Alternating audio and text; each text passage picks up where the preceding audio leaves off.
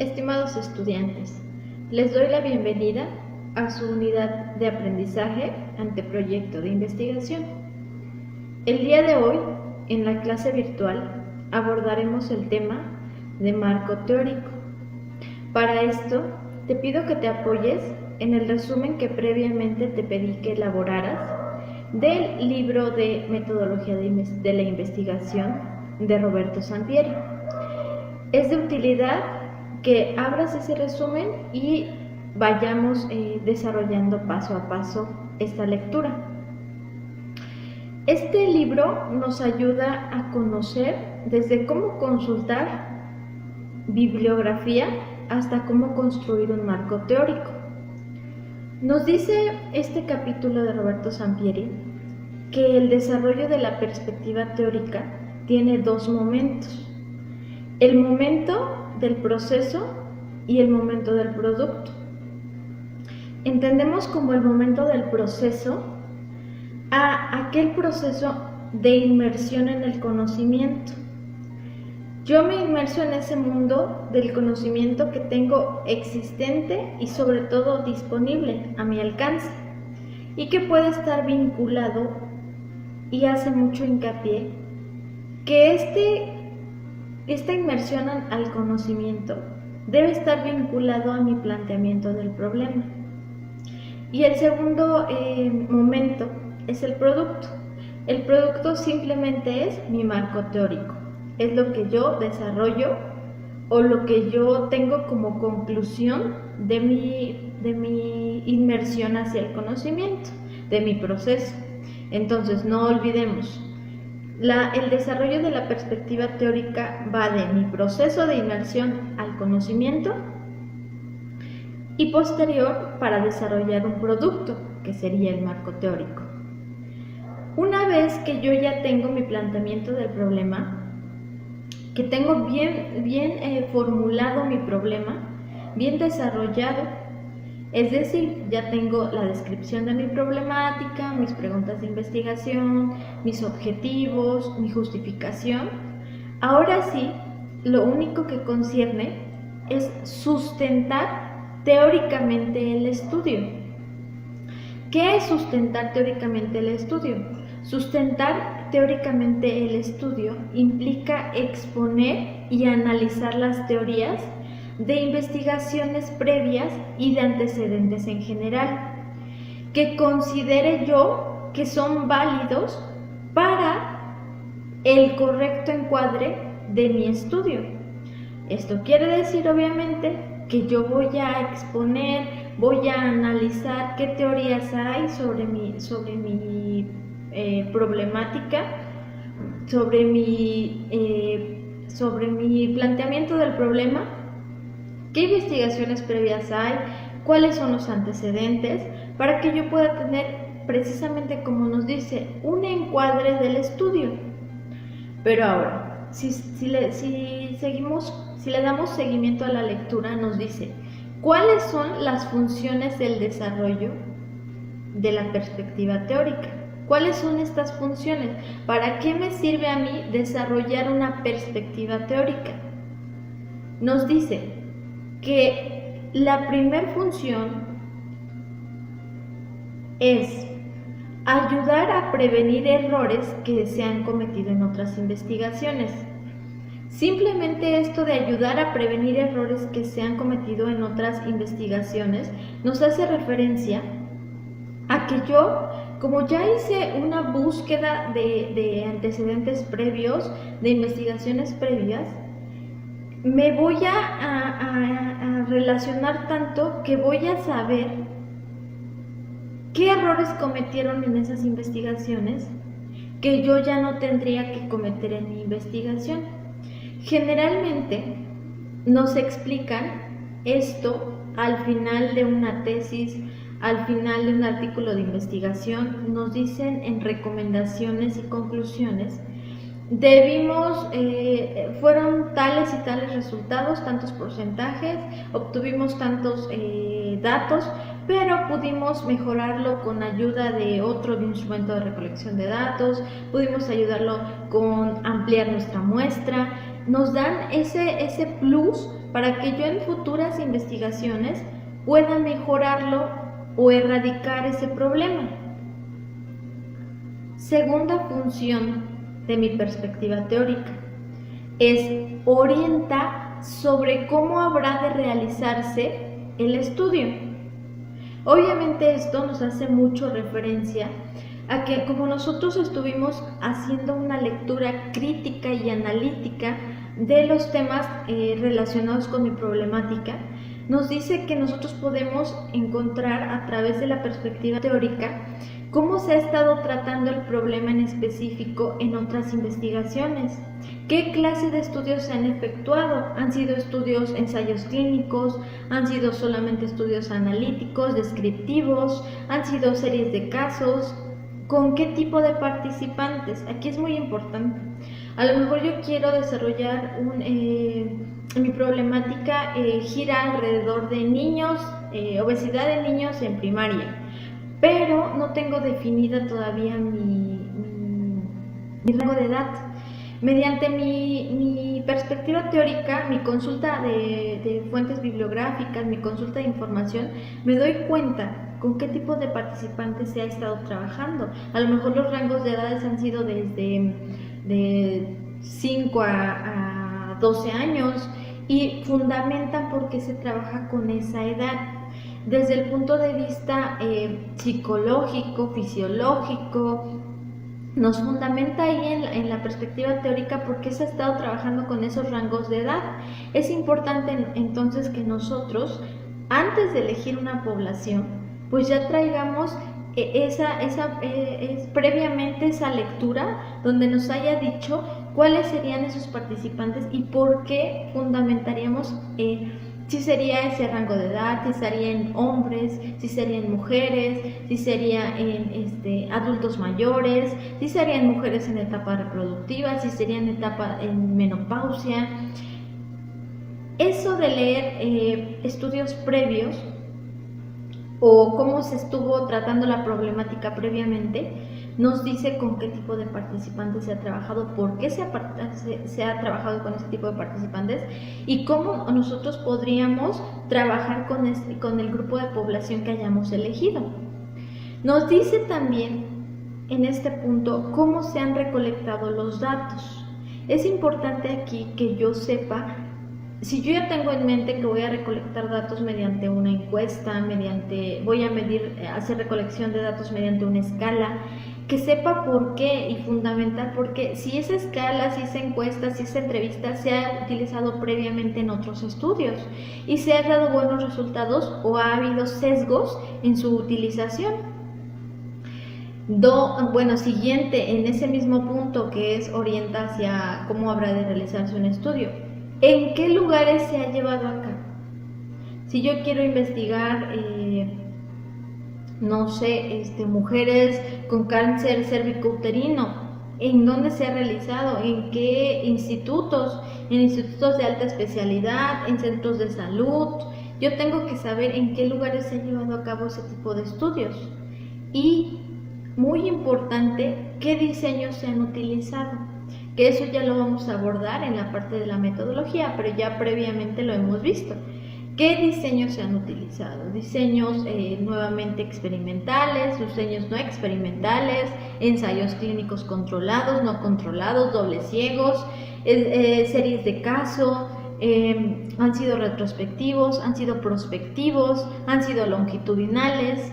Si se relaciona con lo que yo quiero hacer, si ha habido 2 momentos de medición o hasta 3 o solamente 1 o se ha trabajado meramente con expedientes clínicos.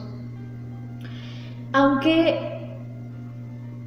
hay varios estudios que nosotros después de consultarlos los vamos a desechar porque no encuadran perfectamente a mi enfoque o a lo que yo quiero hacer, nos sirve como antecedente para darnos obviamente una guía de lo que queremos y de lo que no queremos realizar.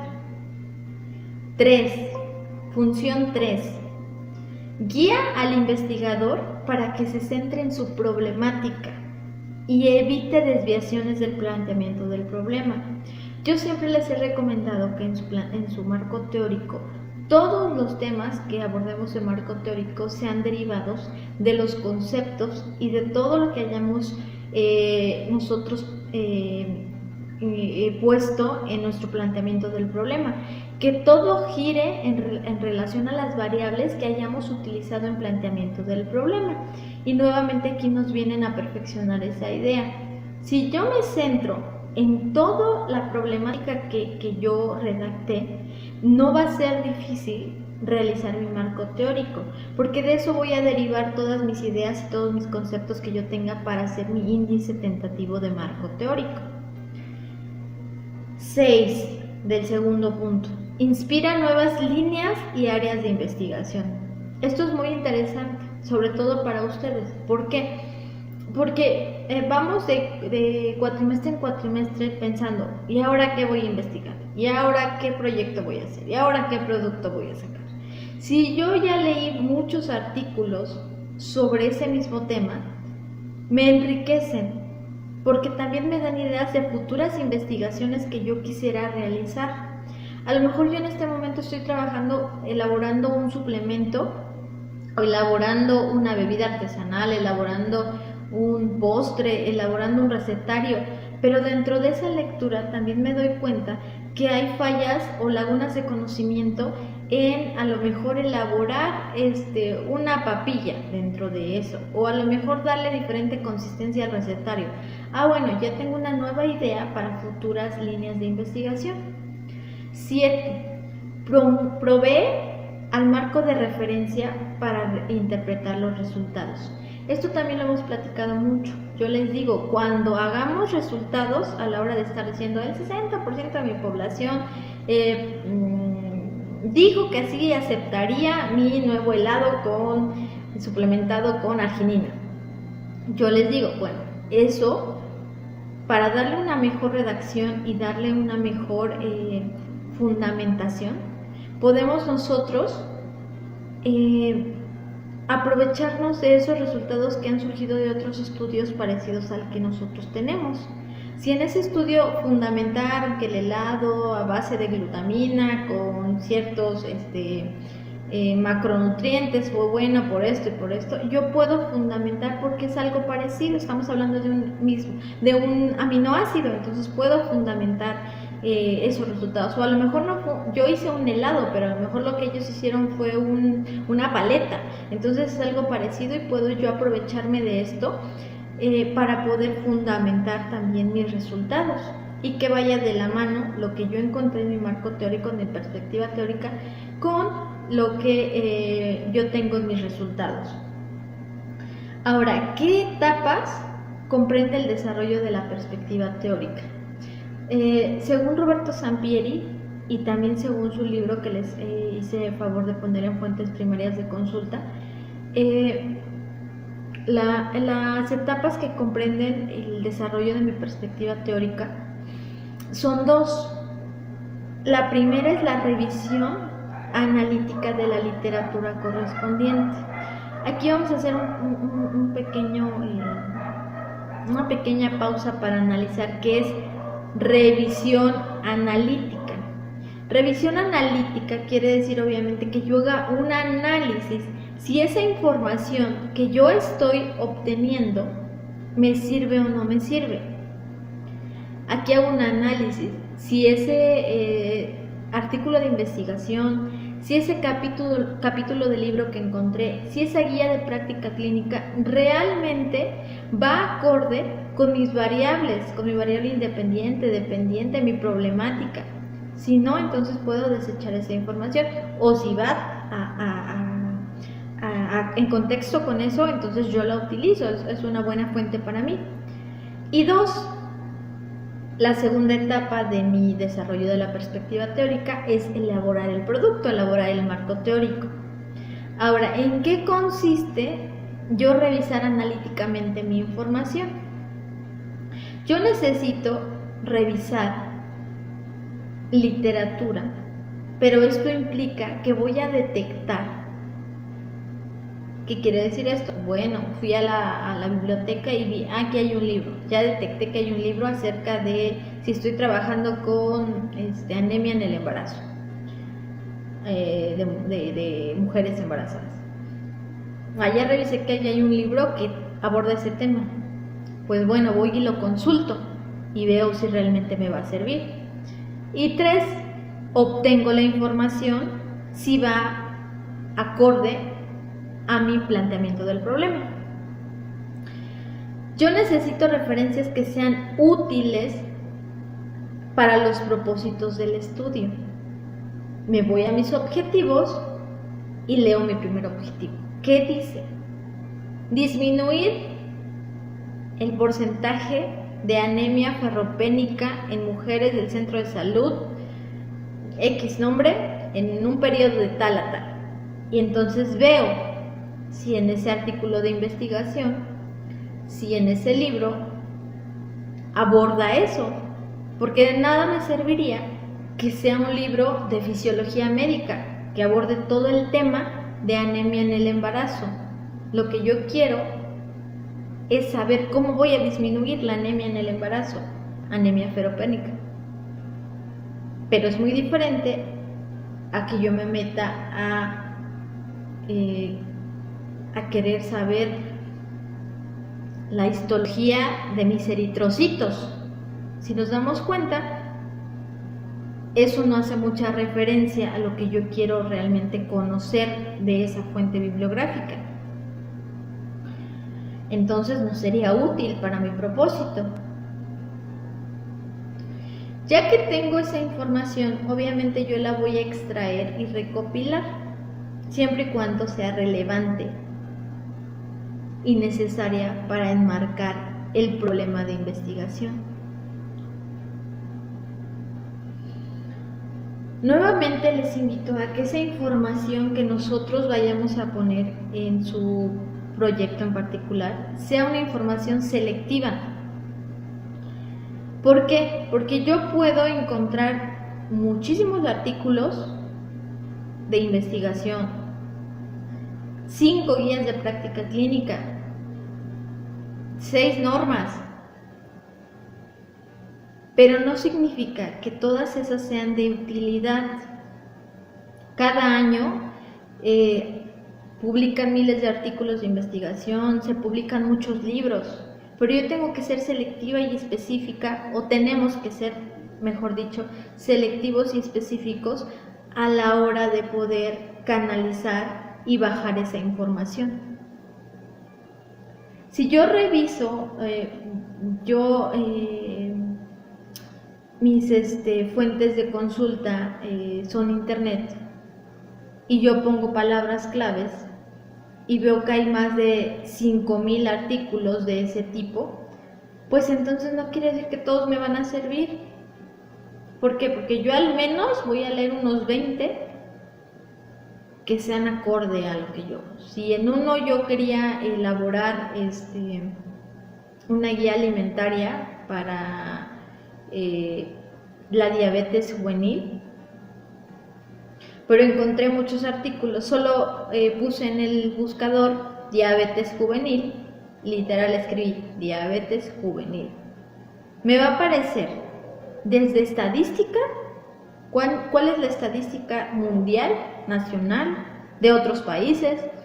Después me va a aparecer fisiopatología de la diabetes juvenil, factores de riesgo para diabetes juvenil, pero no necesariamente eso me va a servir a mí. Lo que yo estoy buscando es una guía alimentaria o guías preexistentes alimentarias que aborden ese tema.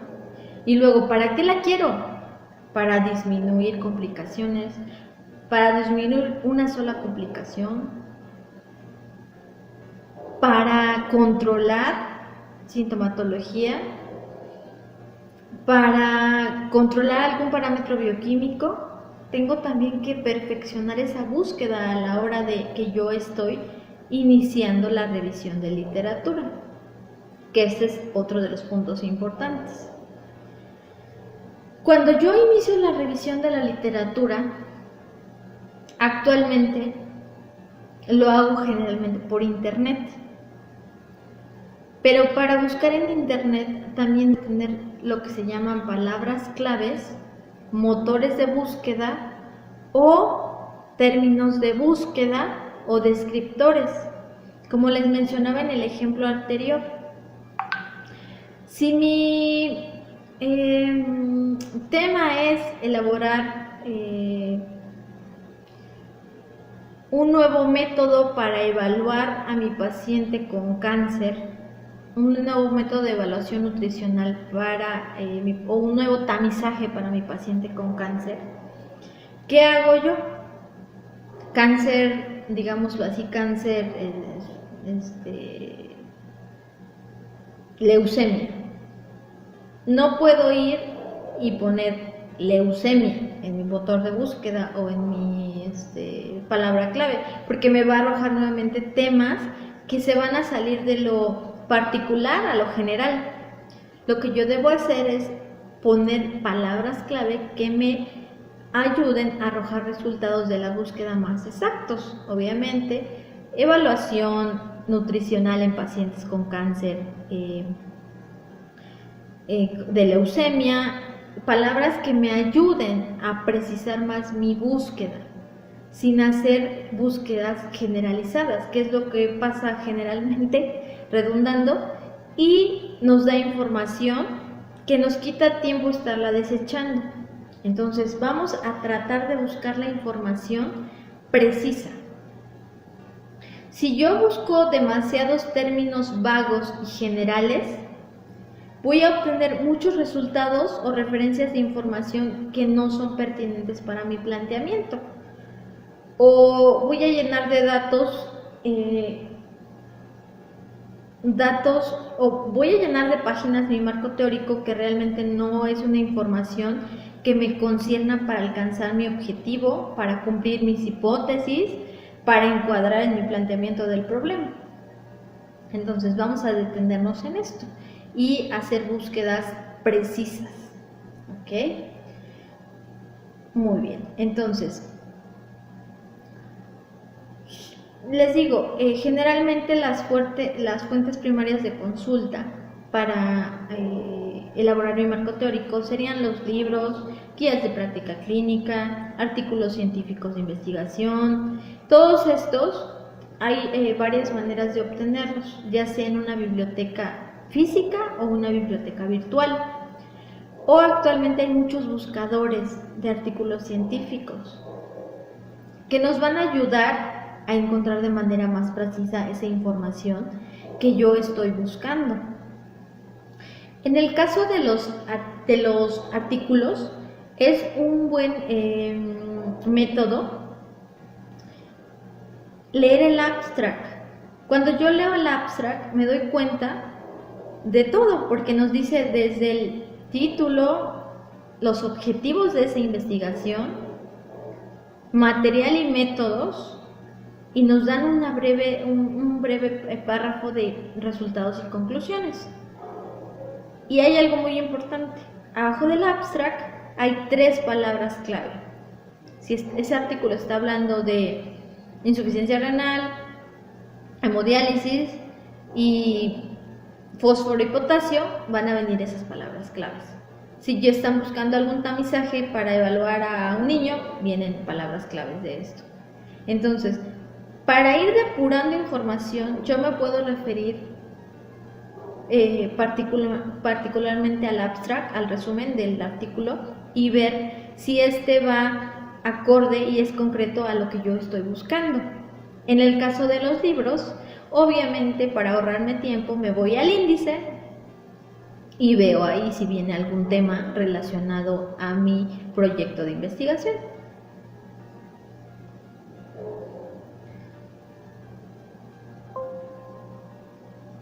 Tengo un ejercicio que vamos a efectuar el día jueves en el webinar.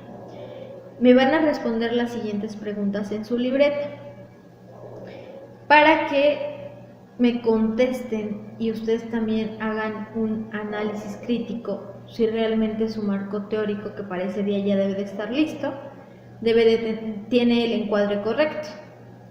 La primera pregunta es: ¿la referencia o las referencias que yo tengo se relacionan con mi problema de investigación? Nos detenemos a pensar Si yo estoy haciendo menús cíclicos para la desnutrición infantil de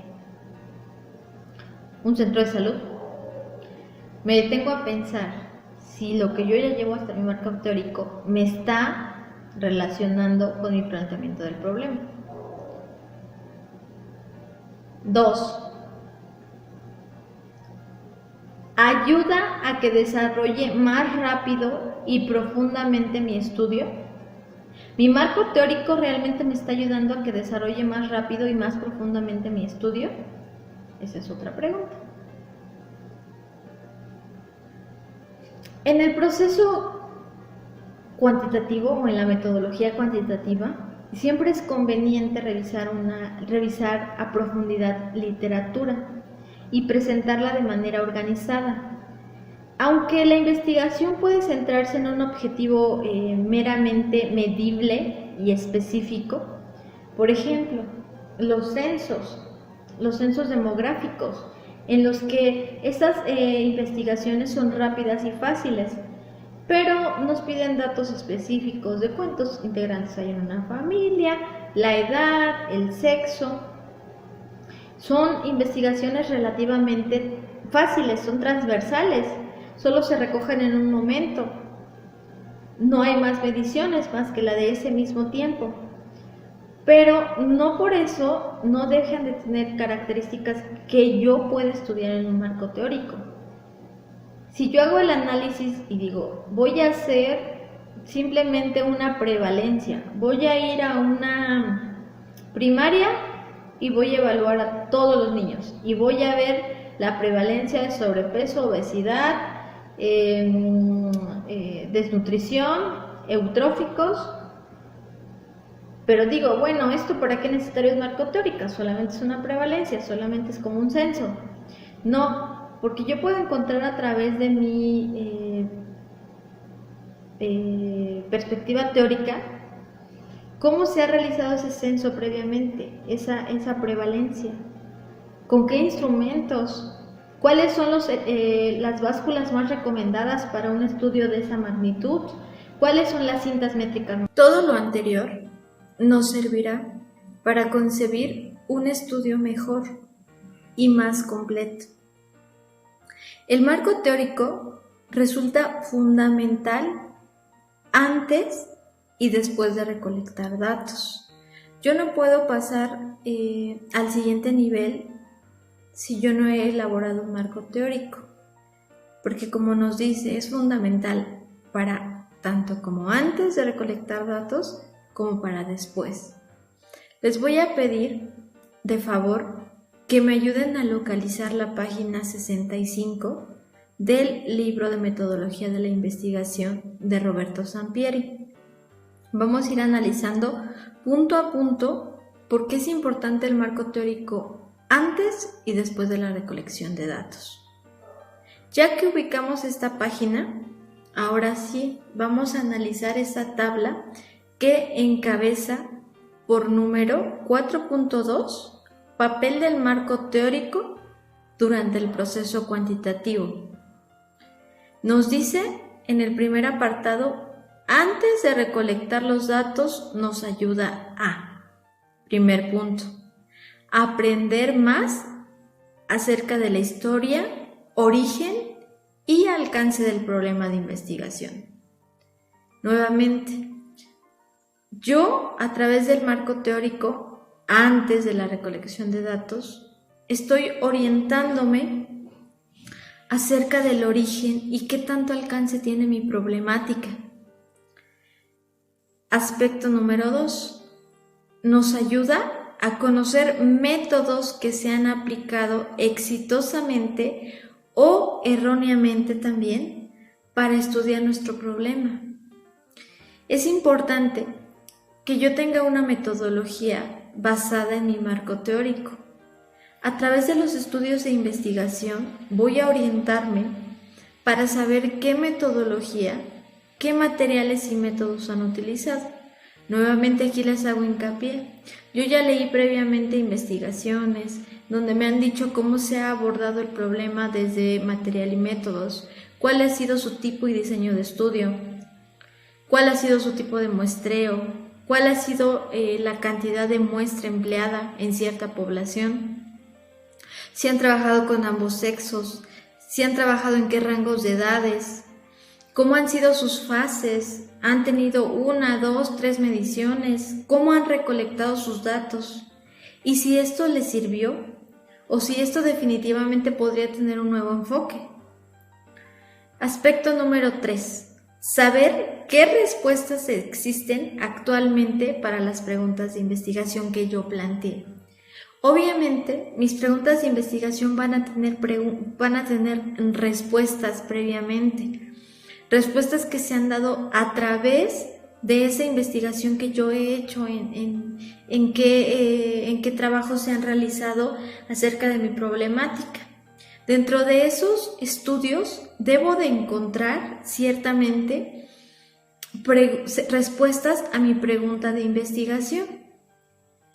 Siguiente aspecto, identificar variables que requieren ser medidas y observadas, además de cómo han sido medidas y observadas.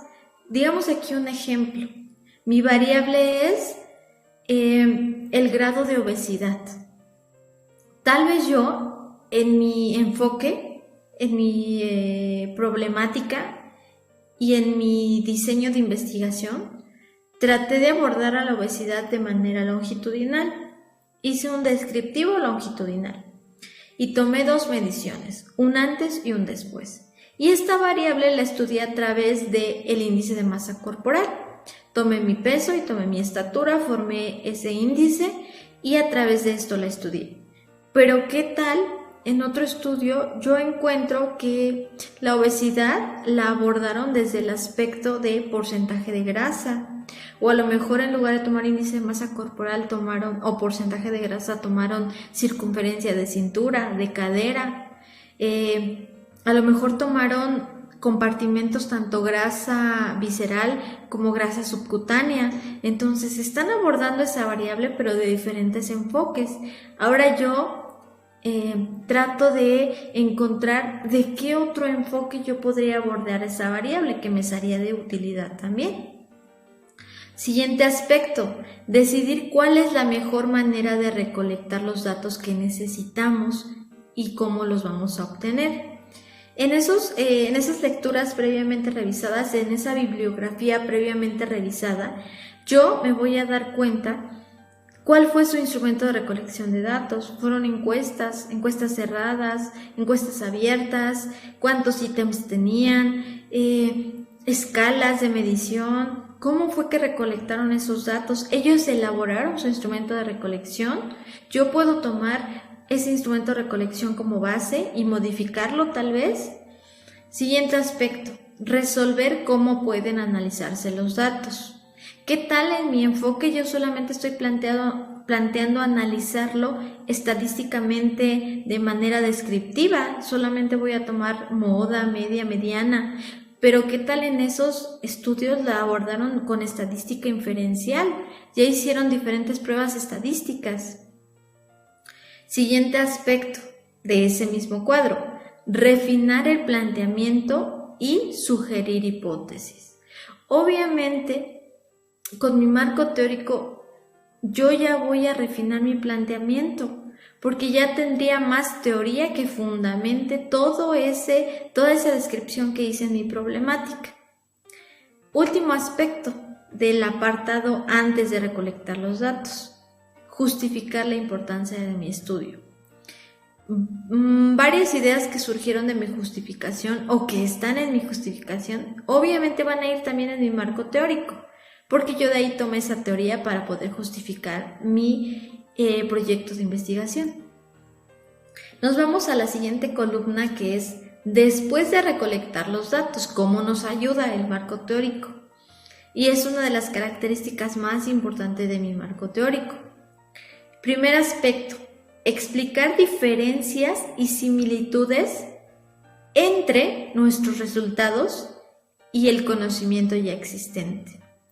Nuevamente, yo los invito a la hora de hacer el análisis de conclusiones, análisis y conclusiones de resultados.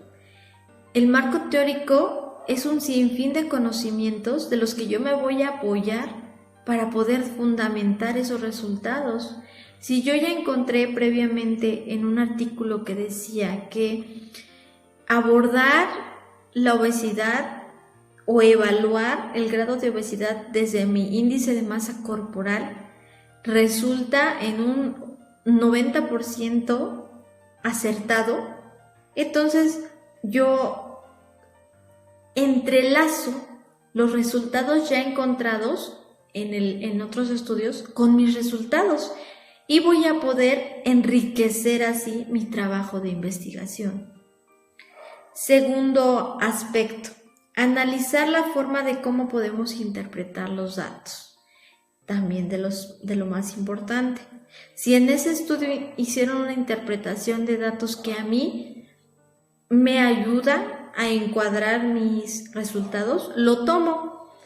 Tal vez meto una o dos cosas diferentes, pero yo ya tengo una base de cómo puedo fundamentar esos resultados, esos datos. Tal vez aquí los analizaron desde una manera nuevamente. A lo mejor se utiliza una estadística inferencial y me dicen que la prueba de H cuadrada es mejor, o me dicen que la T de Student es mejor por respecto a mi población, a mi muestra. Entonces yo aquí puedo analizar de forma, puedo ayudarme a saber cómo analizar mis datos, de qué forma. Tercer aspecto. Ubicar nuestros resultados y conclusiones dentro del conocimiento ya existente. Esto es, si mis resultados fueron muy iguales a los estudios que yo ya leí, nuevamente puedo fundamentar a la perfección con esos estudios que ya tengo. Siguiente aspecto, desarrollar nuevas preguntas de investigación e hipótesis. Esto me sirve porque yo voy a entrar a un cúmulo de conocimientos y de dudas y de querer saber, a lo mejor ya no nada más elaborar una guía alimentaria, a lo mejor ya querer elaborar en base a esa guía alimentaria un suplemento, a lo mejor querer utilizar algún alimento funcional, querer utilizar una nueva técnica a la hora de tratar a esos pacientes. Voy a estar generando más preguntas de investigación a mi problemática y nuevas proposiciones tentativas, que son las hipótesis. Les doy las gracias por la atención prestada a esta clase virtual y nos vemos en el siguiente apartado. Les mando saludos cordiales. Hasta pronto.